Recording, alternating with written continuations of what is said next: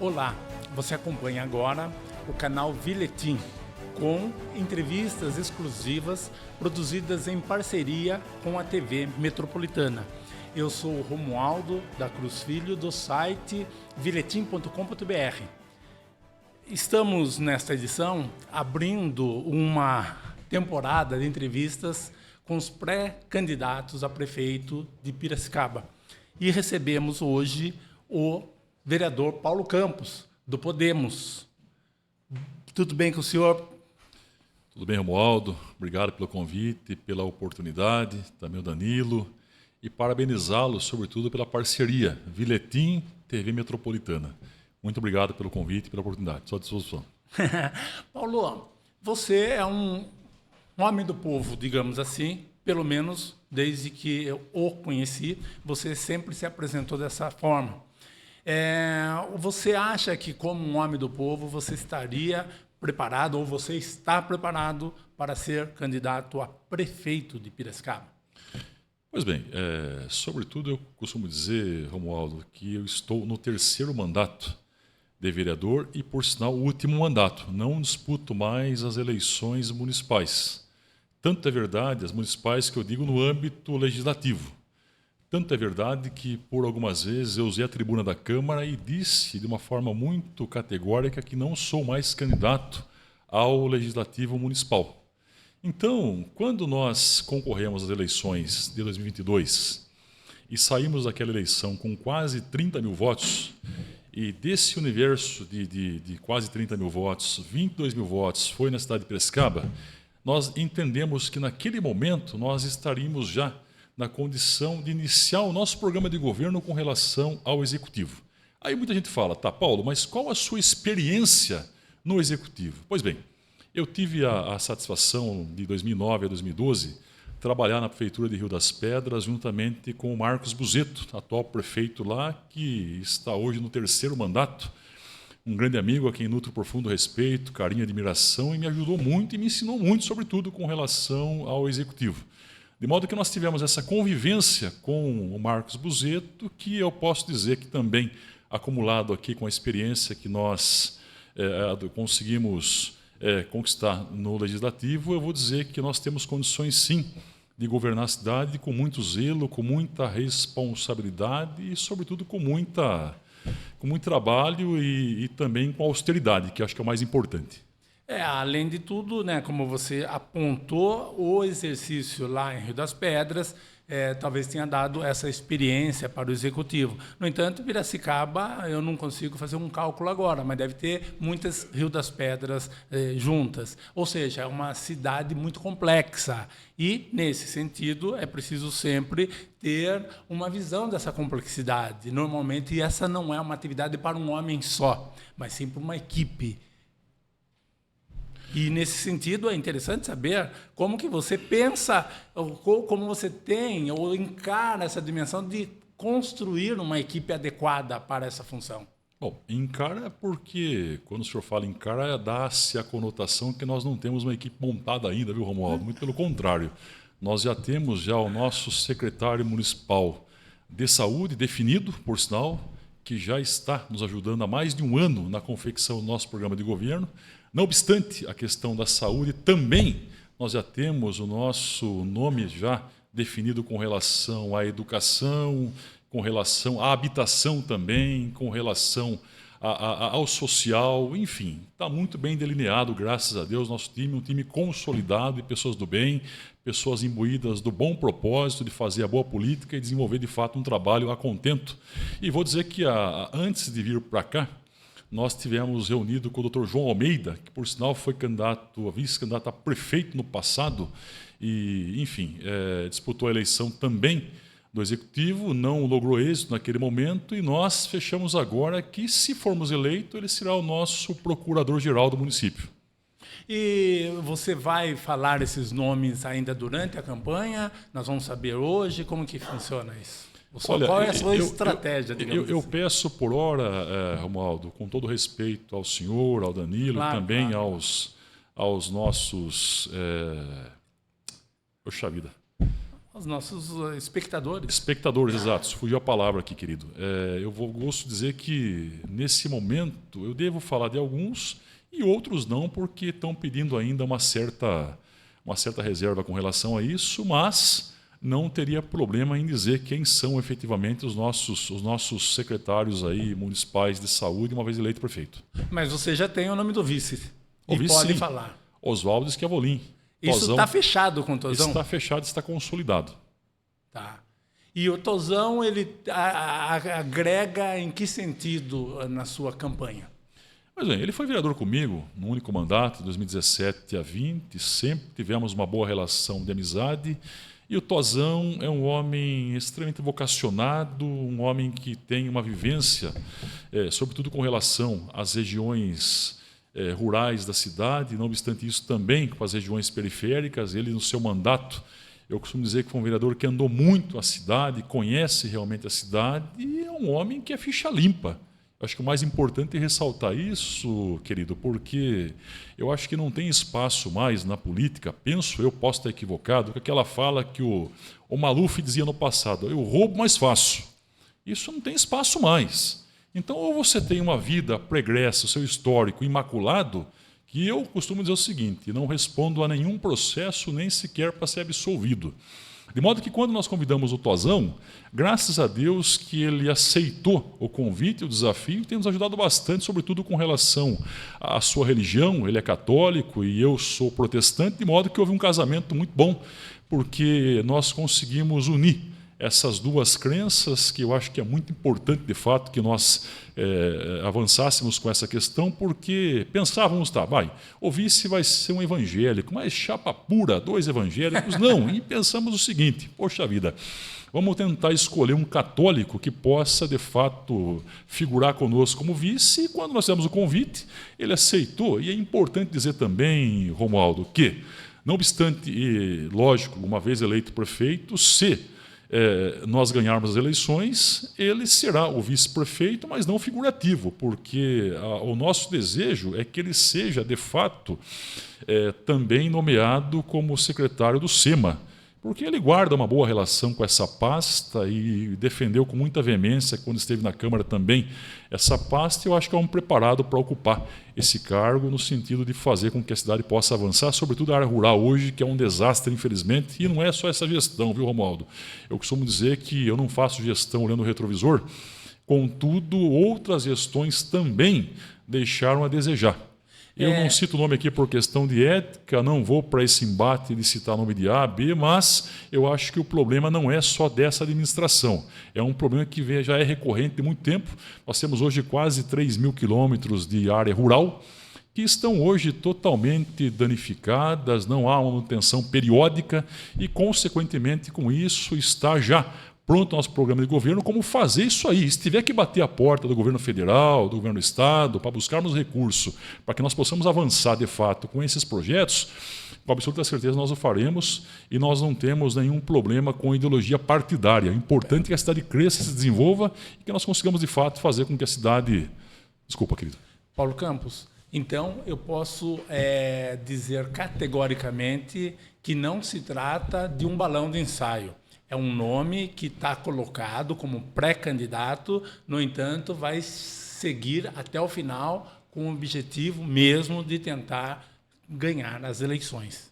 Mas, Romualdo, eu costumo dizer o seguinte, querido: se fosse para eu aceitar o desafio de ser vice de alguém, como muita gente está tentando jogar essa pecha, mas o Paulo vai tocar até um certo tempo, depois vai ser vice de alguém, de A, B, C, D. Não existe essa possibilidade.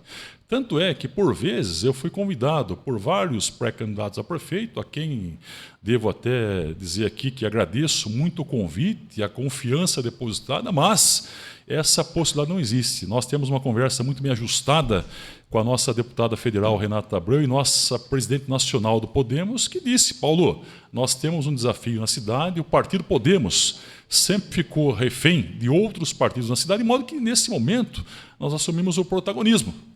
Tanto é verdade, Romualdo, que se as eleições fossem hoje, não sou eu que estou dizendo, quem está dizendo isso aí é a Paraná Pesquisas, que é um instituto muito sério, por sinal, que houve uma pesquisa que foi publicada na semana passada, que, se as eleições fossem hoje, eu estaria no segundo turno com o Barjas. Ele com 48% e eu com quase 12%. De modo que, para a margem de erro para maior, nós teríamos quase 15%.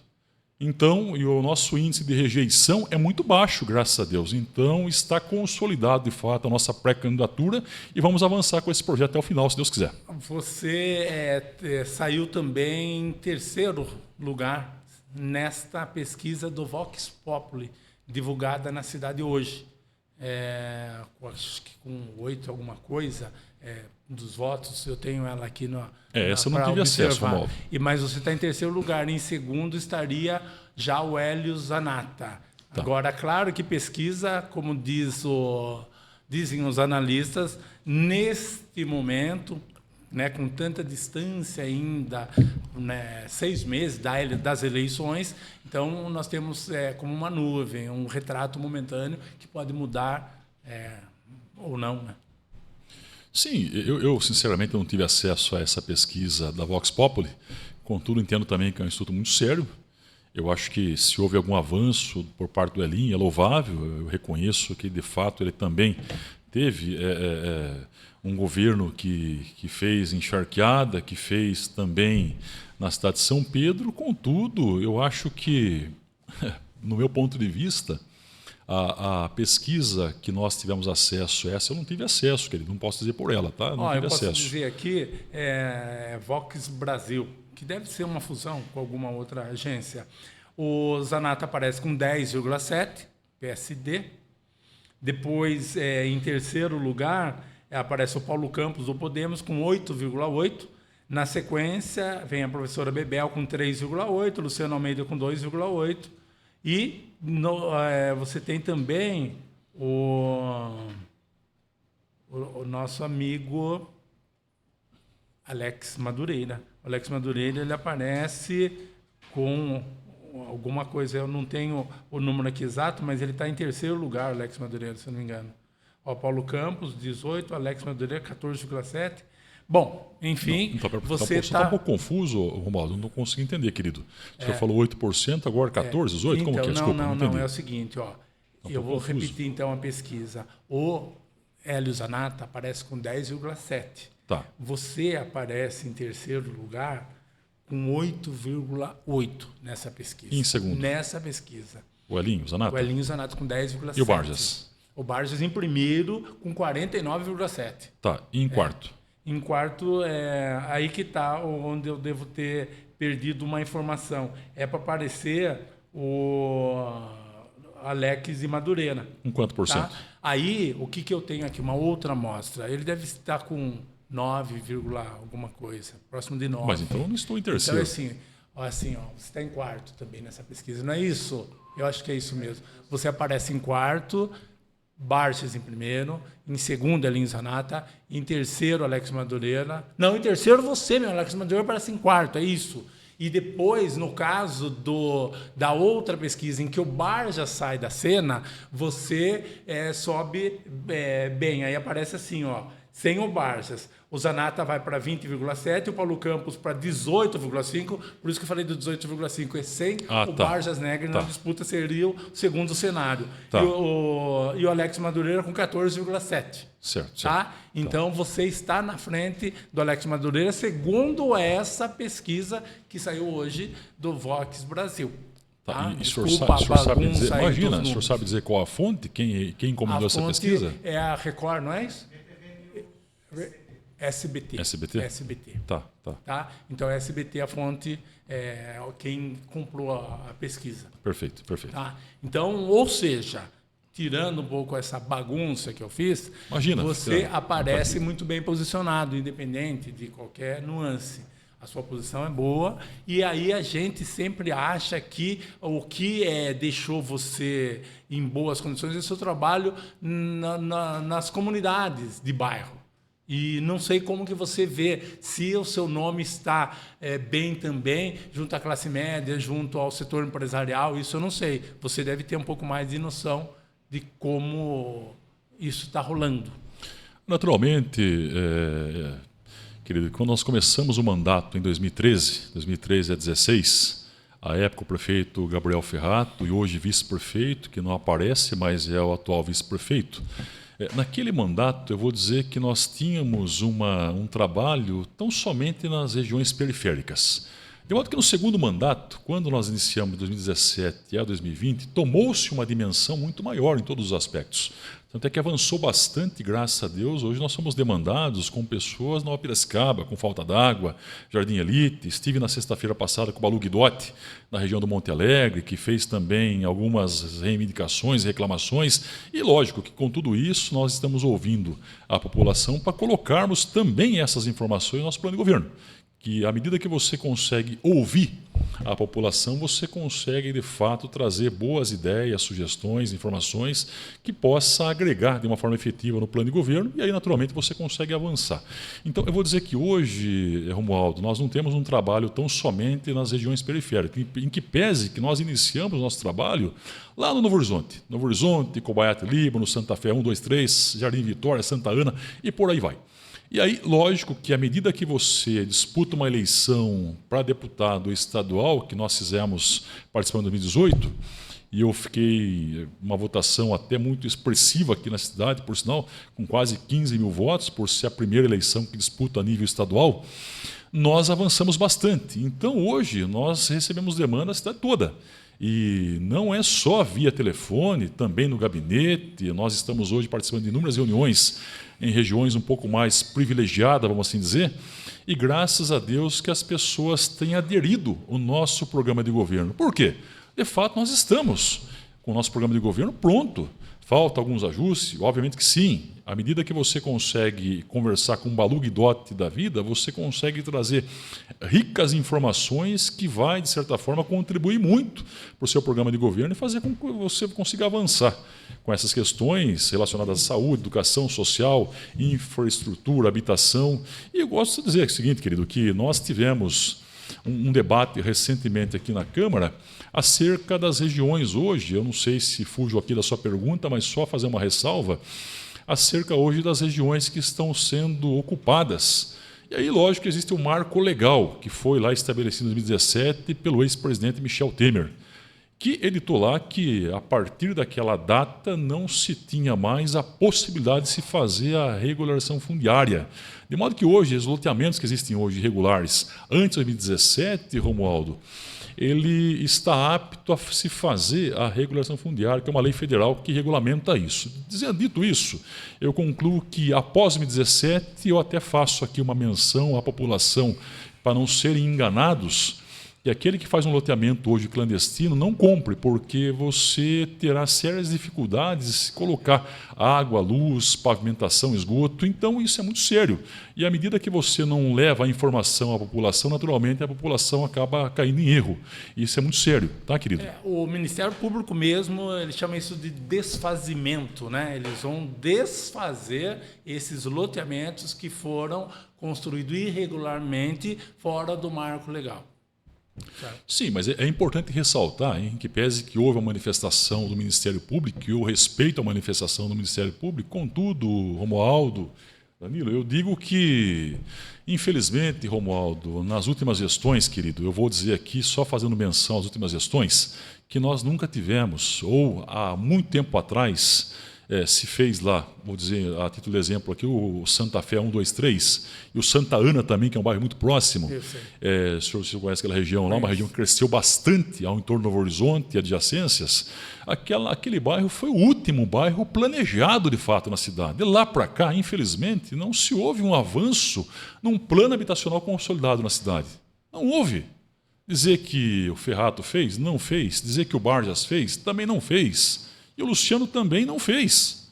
Em que pese que ele buscou recurso recentemente, salvo engano, no governo do Estado, e conseguiu aprovar aqui na Câmara. Nós aprovamos que tão logo, eu acho que ainda esse ano, que é para se iniciar o loteamento próximo ao Cantagalo, aquela região do Itapuã, Novo Horizonte também, que vai se estabelecer ali, salvo engano, 600 e poucas moradias para pessoas de baixa renda.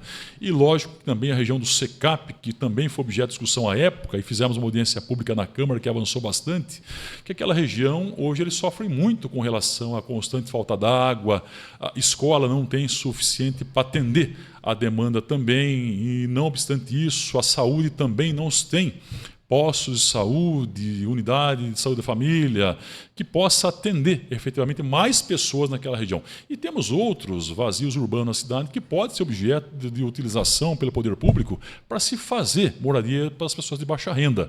Então, lógico que eu sou totalmente favorável a essa decisão que o Luciano tomou de retirar o projeto do SECAP e levar para uma outra região. Contudo, eu não sei se ainda existe tempo hábil para se fazer essas moradias. E nós temos hoje um número muito importante, e é importante ressaltar isso, Romualdo. Temos hoje 10 mil famílias que estão aguardando uma moradia própria. Isso aí são pessoas cadastradas, viu, Danilo? Pessoas cadastradas. Aquelas pessoas que não estão cadastradas, eu costumo dizer que é um universo de 15, 20 mil pessoas por baixo. De que esse número aí, ele não muda há décadas, tá? Ele oscila e não muda esse número. Existe também, né, como eu digo sempre, a cidade é muito complexa. E nós temos o caso dos prédios ali da Boys, que também está sendo motivo de polêmica por causa do Boulevard da Boys. Os empresários da cidade fizeram uma proposta e a proposta está sendo debatida publicamente com muitos movimentos contra a iniciativa. Como que você entende esta proposta do Boulevard Boys? Eu vejo com bons olhos e digo isso com muita tranquilidade e com muita propriedade. Por quê? É um espaço que é privado. Portanto, havia uma dívida com os funcionários e aquela dívida deveria ser saldada. Portanto, foi feito ali o leilão, a pessoa arrematou e, graças a Deus, que foram empresários da nossa cidade, viu, Romualdo? É importante dizer isso, por quê? Pensemos que um empresário de São Paulo, lá da capital, ou de outro estado, comprasse esse imóvel. Ele ia fazer aí, talvez, coisa que não fosse agradar a nossa população. E esse espaço, esse projeto hoje, que inclusive é bom mencionar, para as pessoas não terem dúvida, não passa pelo crivo da Câmara, é um ato discricionário. E, lógico, por ser uma questão também que ela é toda fiscalizada aí pelo CODEPAC, o CODEPAC tem como opinar e opinou com relação a isso, querido. É muito importante dizer que é um espaço hoje que foi preservado, sim, aquelas áreas que não podia se mexer. Então, acho que não tem nenhum problema com relação a isso. Eu não vejo, não consigo enxergar nenhum problema. É uma área que estava lá muito, muito deserta, vou dizer assim, dessa forma, querido. E eu acho que com a aquisição desse imóvel por alguns empresários da cidade, eles conseguiram avançar bastante, criaram o projeto está aí, existe um mapa constituído já com relação a isso, e eu acredito que logo vai ser executado. Eu não vejo nenhuma objeção com relação a isso, não. Mudando agora um pouquinho de assunto, como que você avalia a gestão do Luciano Almeida? Olha, eu vejo o seguinte, o Luciano, com relação à educação, ele acertou.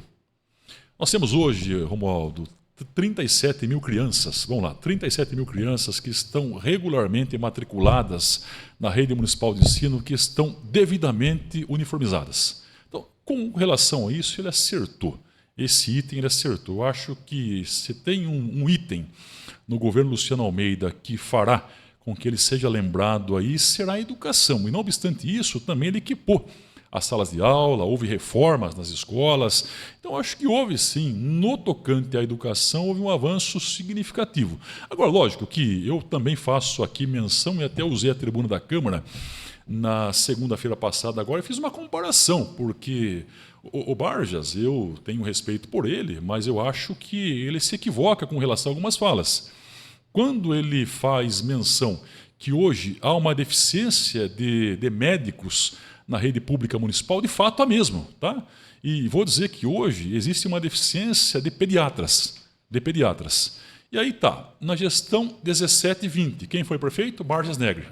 Gestão 20 e 24, quem é o prefeito? Luciano Almeida. Aí eu pergunto para o senhor, quantos médicos tinha na gestão 17 e 20, com o Pedro Melo e o Barjas Negre? 7 médicos pediatras. Quantos médicos tem hoje? 7 médicos.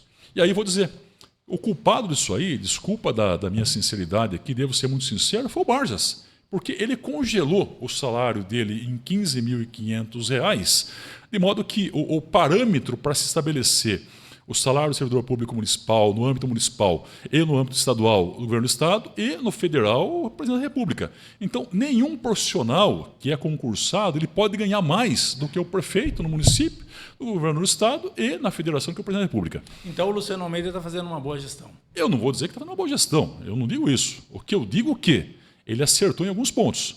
Agora, dizer também que é uma crítica que faço aqui, tá, querido, só fazendo uma comparação de um governo para o outro, que também não houve avanços. Que avanço houve, quando eu pego alguém dizendo assim, mas no meu governo tinha isso, quando na realidade, Romualdo, não tinha, querido, não tinha. Mas no meu governo, se eu voltar a ser eleito prefeito, eu vou fazer isso. Eu vou usar como exemplo aqui, meu querido, a região lá do Esperança, da comunidade Esperança, que foi objeto de invasão, ocupação por alguns moradores. Por quê? Não se tem um plano habitacional na cidade. O Barjas fez? Não fez. O Luciano fez? Não fez também, mas tentou. Pelo menos tentou, mandou para a Câmara, nós aprovamos, e aí lógico que tão logo, eu acredito, que eu não sei se terá tempo hábil, mas pelo menos foi aprovado e nós demos a condição do prefeito iniciar efetivamente essas obras. Agora, lógico que eu sou a favor das ocupações? Não sou totalmente contra as ocupações. Agora, à medida também que não se tem um plano habitacional na cidade, naturalmente que a população vai procurar algum vazio urbano aí para se ocupar. Então, é importante que se tenha, de fato, e que se faça essa comparação, porque ele esteve lá, o Barjas Negre, e digo isso aí sem nenhum medo de errar, porque as pessoas falam, mas é fake news, não é fake news. Eu ouvi a população da Comunidade Esperança, e lá foi objeto de invasão, de ocupação em 19. Portanto, 19 e 20. Quem era prefeito? Barjas. 19 e 20. Quem era prefeito? Barjas. Então, ele teve 2 anos para fazer a urbanização. Foi feito? Não foi feito. Ele voltou recentemente lá e falou o seguinte, não, mas votem em mim ou me apoiem, votem não, me apoiem, que se eu voltar a ser prefeito, eu urbanizo isso aqui. Ou seja, ele teve 2 anos para fazer e não fez. Agora, é muito complicado você fazer essa fala, porque à medida que você faz uma fala dessa natureza, eu vou olhar para o retrovisor e dizer o seguinte, espera um pouquinho aí, por que ele não fez lá atrás? Teve o plano de fazer e não fez. Paulo, é o seguinte, nosso tempo ele é curto, né? Nós avançamos o que deu e eu preciso que você faça agora uma consideração final, amarrando na justificativa sua de levar adiante essa campanha com o êxito que você espera que ela alcance. Pois bem, eu acho que nós temos já formado a nossa equipe de trabalho, viu, Romualdo, Danilo? Nós temos uma equipe hoje coesa, um grupo de pessoas que são técnicas sobretudo. Nós não estamos indicando ninguém que não seja. Para você ter noção, o SEMAI já está definido. Nós já temos quem será o nosso futuro presidente da autarquia do SEMAI. De modo que essa pessoa tem quase 50 anos de SEMAI, formação acadêmica, então ela reúne todas as condições de fazer uma boa gestão e combater, de fato, essa crise hídrica aí, também que eu não posso atribuí-la à atual gestão. Isso aí, esse sucateamento do SEMAI vem também da gestão Barjas Negre. Então é muito complicado isso aí, viu, Romualdo? E aí com relação à saúde, querido. A saúde é uma ação muito complicada, porque criou-se aí, é uma crítica que faço com relação à atual administração, criou-se a OS, trouxeram a OS, ou contrataram a OS, uma organização social para gerir a UPA do Vila Cristina, bem como a UPA do Vila Sônia. Deu resultado? Infelizmente não deu resultado. E eu sou contra isso.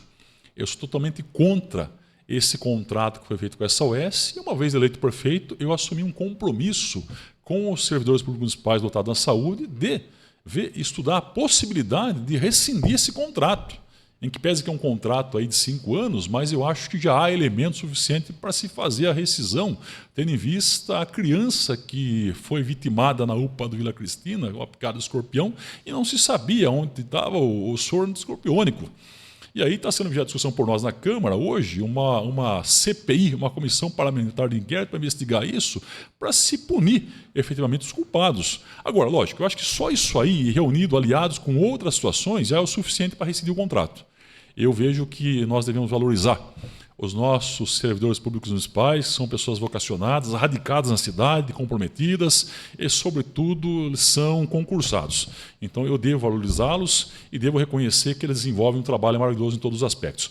E com relação à educação, meu querido, nós temos uma fala que temos hoje, está se reverberando muito bem na cidade, graças a Deus, e a população está aceitando muito bem, que eu tive com o Cristiano em 2016 na cidade de Tietê. E lá o prefeito, muito jovem por sinal, ele implementou o sistema SESI. Por quê, Romualdo? Nós recebemos toda semana um grupo de pais e mães na Câmara que pedem: Paulo, pelo amor de Deus, por misericórdia, consiga uma vaga para o filho no SESI, porque é um sistema muito bom, é um sistema funcional, que vai muito bem. E aí o Manuel Davi, ex-prefeito lá de Tietê, ele estabeleceu lá e implementou o sistema SESI. E aí, lógico, com uma redução da sua receita, na ordem de quase 1 milhão, e aí avançou bastante a educação naquela cidade, e se nós chegarmos, uma vez eleito, nós vamos implementar o sistema SESI. Portanto, você pai, você mãe, uma vez eleito prefeito, é um compromisso que tenho no meu plano de governo de irmos até São Paulo, conversarmos com o sistema SESI-Senai e colocarmos aqui, sim, o sistema SESI, com material didático, com todos os alunos devidamente uniformizados, porque acho que é importante que, além da formação, a graduação, a formação, ela sai com uma formação muito boa a nível de ensino fundamental, mas sai também preparado para o mercado de trabalho. Eu acho que isso é muito importante. Então, se Deus quiser, a gente vai implementar isso aí. Lógico que há uma discussão muito profunda com relação a isso. A gente está ouvindo também alguns professores, que é importante ouvi-los, para que eles possam opinar também acerca dessa questão, porque é uma questão que envolve os nossos servidores públicos municipais, voltados à educação. Então, é muito importante que se fale isso e se ouça esses profissionais para que eles possam colaborar conosco também, no sentido de dizer o seguinte: é um projeto bom realmente, que vai avançar e teremos bons resultados com relação a isso. O sistema se encerra por aí? Você acha que se conclui? você quiser falar, eu estou à disposição. Não, tranquilo. Eu acho o seguinte, Paulo, que você então inaugurou esse encontro. Nós vamos fazer esse mesmo encontro com todos os pré-candidatos, tá? E ficamos muito felizes com a sua presença e espero que esse tipo de trabalho que estamos desenvolvendo contribua para que a sociedade tenha um olhar diferenciado para cada pré-candidato e possa fazer uma avaliação justa e escolher, evidentemente, com consciência e transparência, aquele que, de fato, está melhor preparado para ser o prefeito, futuro prefeito dessa cidade. Olha, Romualdo, só fazer uma fala aqui, querido, se o senhor me permitir, lógico, se o senhor permitir, eu tenho olhado Você tem 1 minuto. Atentamente as pesquisas, e as últimas pesquisas, elas denotam que, pelo menos as de agosto do ano passado, que também é da Paraná Pesquisa, que é um instituto muito sério, por sinal, já disse aqui, vou reforçar minha fala, que 50% da população de Piracicaba não estão preocupados com a ideologia partidária. Isso é muito importante, graças a Deus. A polarização que houve em 22, Lula-Bolsonaro, talvez não reflita nas eleições municipais esse ano. Isso é muito importante, realmente. Tá, querido? Veja com bons olhos isso. Dito isso, eu vou concluir aqui a minha fala dizendo o seguinte. Uma vez que você não tem 50% da população que ainda não definiu essa questão de ideologia partidária, nem A, nem B, nem C, ou D ou E, eu vou dizer o seguinte aqui, meu querido. As pessoas almejam o quê? Um bom plano de governo. E isso nós temos, um plano de governo consolidado, um plano de governo moderno e, sobretudo, execuível e de acordo com o nosso orçamento, que é o mais importante, querido. Então, a cidade vai avançar bastante, se Deus quiser. Nós estamos preparados para esse desafio, estamos imbuídos aí com bons projetos, boas propostas e, sobretudo, estamos também envoltos de pessoas do bem, pessoas que vieram conosco para participar do nosso grupo de governo com experiência e, sobretudo, com muita vontade de trabalhar e fazer com que a cidade, de fato, cresça e se desenvolva. Muito obrigado pela sua presença. Encerramos, então, aqui esta edição do canal Biletim, desenvolvido em parceria com a TV Metropolitana. Acompanhe o conteúdo que nós elaboramos nas redes sociais. Eu sou o Romualdo Cruz Filho, do site biletim.com.br.